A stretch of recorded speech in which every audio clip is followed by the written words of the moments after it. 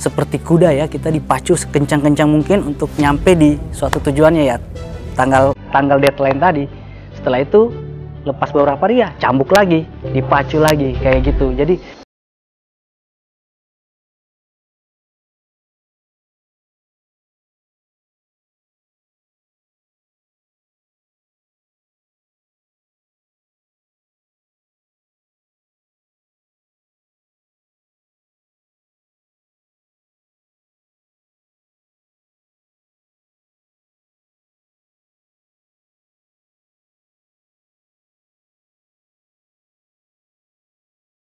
Assalamualaikum warahmatullahi wabarakatuh. Nama saya Pak Muhammad Ismail. Asal saya dari Kota Palu, Sulawesi Tengah. Usaha saya saat ini selain bergerak di bidang WO, saya punya pabrik es kristal. Di mana usaha WO tersebut saya mulai dari awal, di mana melayani perlengkapan pesta ya. Perlengkapan pesta, terus dekorasi, sound system, termasuk fotografer juga. Setelah itu jalan beberapa tahun, di Kota Palu terjadi gempa tahun 2018-2019. Dari situ, sebelum itu kan istri saya sakit. Istri saya sakit, saya dapat cobaan, istri saya sakit, akhirnya lumayan parah. Saat itu dia kena stroke. Jadi pada saat tersebut, saya tidak bisa ngambil job yang di luar rumah terlalu lama. Jadi untuk beberapa item saya lepas, ya termasuk fotografer, videografernya, sama sound system. Pada saat gempa tersebut, saya kena musibah lagi. Beberapa sound system saya kena gempa. Jadi saya kerugian itu hampir sekitar 200 sampai 300 juta. Asal mula saya berkenal sama si abang itu, pertama-tama saya buka toko. Saya buka toko baby shop ya. Saya buka toko. Ya, saya butuh modal. Saya dulu berpikir kalau tidak pinjam, saya tidak bisa usaha. Terus saya pinjamlah di salah satu bank, kemudian cair. Dari situ usaha pertama awalnya masih berkembang, masih maju. Nah, mungkin itu masih dikasih. Kemudian top up, pindah, tambah, hingga sekarang sudah lumayan besar ya. Tapi ternyata di balik itu semua banyak yang tidak setelah yang saya tahu saat ini, banyak yang merusak itu riba tersebut, di mana harta yang kita dapatkan itu bernilai riba kayak gitu. Makanya di situ saya komit sama istri, sama pasangan, harta ini tidak dibawa mati, tidak perlu kita kejar-kejar lagi ya. Tiba-tiba kayak gini, Allah minta ya kita harus kasih. Dari situ kita komit untuk tidak melakukan berhubungan dengan pihak bank lagi ya, terutama top up, tambah atau pindah di mana lagi kayak gitu. Kita stop. Nah, setelah beberapa lama istri saya sembuh dan saya dapat rezeki lagi, saya dikaruniai anak lagi. Nah, jadi sambil usaha saya yang di bidang es itu, di es kristal tadi, pabrik es kristal semakin berkembang. Alhamdulillah, saya rasa faedahnya di situ ya, itu masih niat untuk melepas riba. Allah sudah balas dengan yang begitu banyak keberkahan. Dan saya semoga yang saya saat ini inginkan, saya bisa benar-benar lepas dari jeratan riba tersebut. Karena saya sudah kapok dengan namanya riba. Saya kenal MNC ini sebenarnya saya sudah lama ya, semenjak gempa itu saya sudah mulai searching.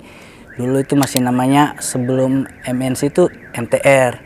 Terus itu sebelum MTR dulu apa ya, saya lupa juga. SMHTR itu.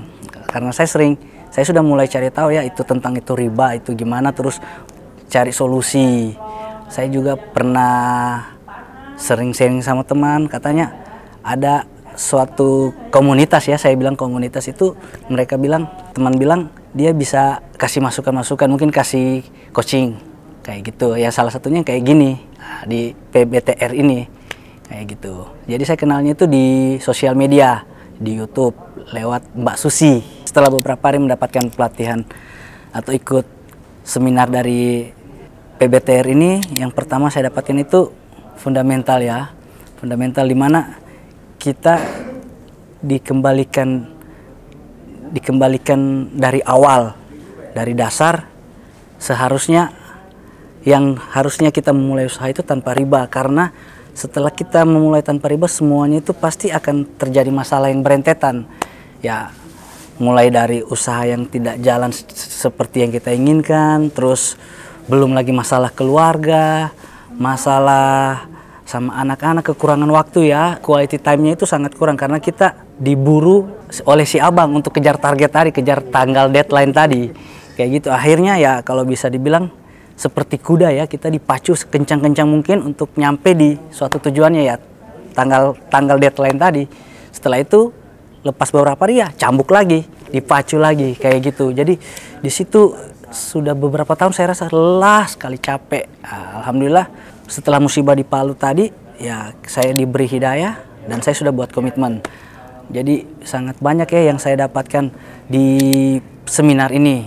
Yaitu salah satunya ya saya bisa tahu oh aturan di bank itu gini, terutama di bank syariah ya, ternyata masih banyak yang walaupun namanya syariah belum tentu itu sesuai dengan syariat Islam. Ternyata kalau saya bilang masih banyak yang diseludupkan, disisip, kayak gitu. Untuk saya pribadi saya rasa semuanya menarik ya, sangat banyak. Jadi kita di sini itu diajar flashback kembali, dicari kita punya kesalahan semua, kesalahan dari awal, entah itu sama orang tua, sama keluarga, sama anak, sama karyawan. Yang notabene-nya itu karyawan itu yang sebelumnya kita anggap mereka itu cuman sebagai staff ya, sebagai bawahan kita, tapi ternyata mereka itu melebihi dari saudara kita, melebihi dari anak-anak kita, di mana mereka lah yang selalu ada di samping kita di saat kita membutuhkan pundi-pundi tadi. Mereka siap bekerja untuk kita, tetapi perlakuannya kita sama mereka kita ke nomor duakan kayak gitu, lebih diutamakan si abang ya daripada mereka. Jadi saya rasa itu sangat tidak manusiawi dan sangat tidak adil. Jadi saya rasa mereka itu sama seperti keluarga kita juga. Satu pesan saya ingin sampaikan, jangan memulai usaha dengan riba. Segala sesuatunya itu jika kita inginkan pasti bisa. Mau memulai usaha pun bisa tanpa pinjaman ya, bisa tanpa pinjaman. Kita gunakan saja negosiasi. Banyaklah cara-caranya itu, banyak bisalah dipelajari sama yang mungkin yang lebih senior ya, kayak gitu. Sama orang tua mungkin bisa, karena orang tua dulu juga memulai usaha tanpa pinjaman itu. Dan pesan orang tua selalu itu sebenarnya jangan memulai usaha menggunakan pinjaman itu. Semoga niat istri saya ini bisa dikabulkan. Insya Allah setelah selesai ikut seminar ini, komitmen saya itu saya ingin menyampaikan kepada saudara-saudara saya, teman-teman saya. Intinya saya ingin berdakwah. Saya ingin berdakwah bahwa saya tidak bisa berdakwah di bagian apa lagi. Saya cuma bisa berdakwah di bidang riba ini, karena ini yang saya dalami saat ini. Bahwa riba itu sangat banyak mudaratnya. Saya rasa itu saja saya mau berbagi. Terima kasih. Wassalamualaikum warahmatullahi wabarakatuh.